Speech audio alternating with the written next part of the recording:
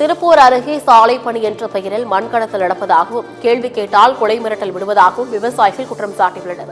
அவிநாசி அடுத்த ஆலங்காட்டுப்பாளையம் பகுதியில் சாலை அமைக்கும் ஒப்பந்ததாரருடன் நம்பியபாளையம் ஊராட்சி மன்ற முன்னாள் இன்னார் தலைவர்கள் கைகோர்த்துக் கொண்டு சாலையோரம் இருந்த ஓடையை தெரியாத அளவிற்கு மண்ணை தோண்டி லாரிகள் மூலம் வெளியே எடுத்து சென்று இருப்பதாக விவசாயிகள் புகார் தெரிவித்துள்ளனர்.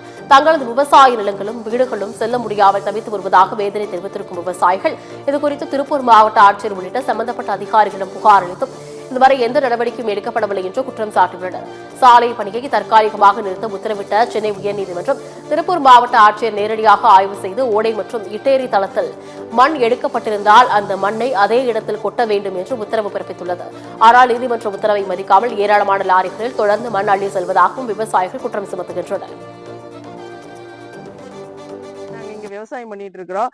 ஆனா திடீர்னு ஒரு நாள் நாங்க ரோடு போடுறோம் அப்படி மண்ணை பூரா வலிக்கிறோம் அப்படின்னு நின்னாங்க. நாங்க வேண்டான்னு சொன்னா கேட்க மாட்டேன் நான் அப்படின்னு சொல்லிட்டு பூரா நாங்க அப்படிதான் வலிப்போம், உங்களால என்ன பண்ண முடியுமோ பண்ணுங்க அப்படின்னு சொல்லிட்டு ஏடிஎம்கே பிரமுகர் கௌதம் பேருங்க, அவர் கூட 10-20 பேர் திடீர்னு மண்ணை வலிச்சுட்டு போயிடுறாங்க.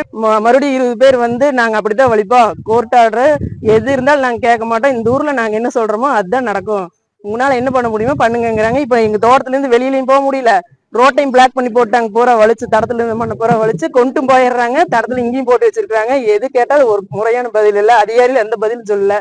ஒரு 500 மீட்டர் இருக்குங்க, பூரா வலிச்சுட்டாங்க. அந்த மண் என்னாச்சுன்னு தெரியலங்க. நாங்க விவசாயம் தான் பாத்துட்டு இருக்கிறோம். ரோடு போடுறோங்கிற பேர்ல அகலப்படுத்துறோம், ரோடு எச்சு பண்றோம், ஓடையை அகலப்படுத்துறோங்கிற பேர்ல எங்க இட்டேரி தடத்தை இடிச்சு அதுல இருந்த மண்ணை பூரா வலிச்சு எடுத்துட்டாங்க.